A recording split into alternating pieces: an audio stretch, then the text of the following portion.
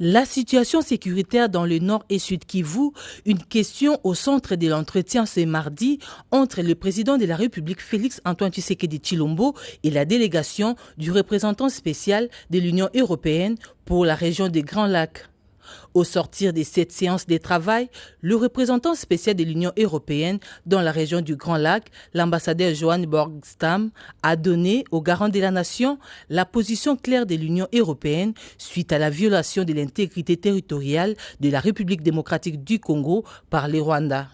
Aussi, il a fait part de l'envoi par l'Union européenne d'une assistance humanitaire pour les populations de l'Est du pays.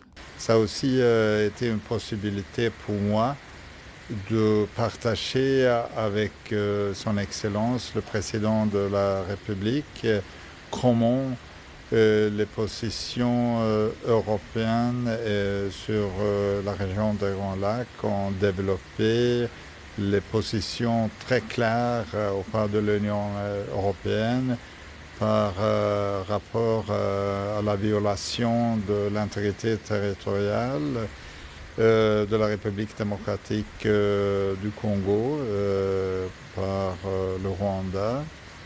Mais j'ai aussi partagé avec son Excellence le Président et les positions européennes actuellement aussi par rapport à notre coopération, mais aussi l'assistance humanitaire.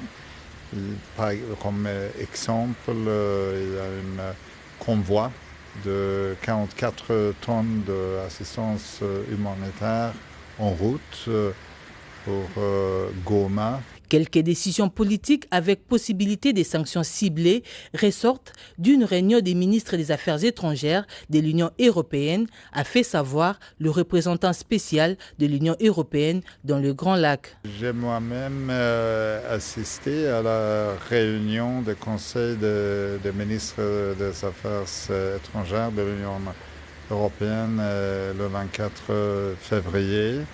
Et à cette réunion, il y a eu des décisions politiques par rapport à la suite concernant des mesures en incluant la possibilité des sanctions à titre individuel. Mais il y a aussi des décisions qui ont déjà été prises par rapport à suspendu notre dialogue sécuritaire défense avec le Rwanda. Le président de la République est plus que déterminé à mettre fin à ces atrocités dans la partie est de la RDC causées par le Rwanda et ses supplétifs de M23 AFC.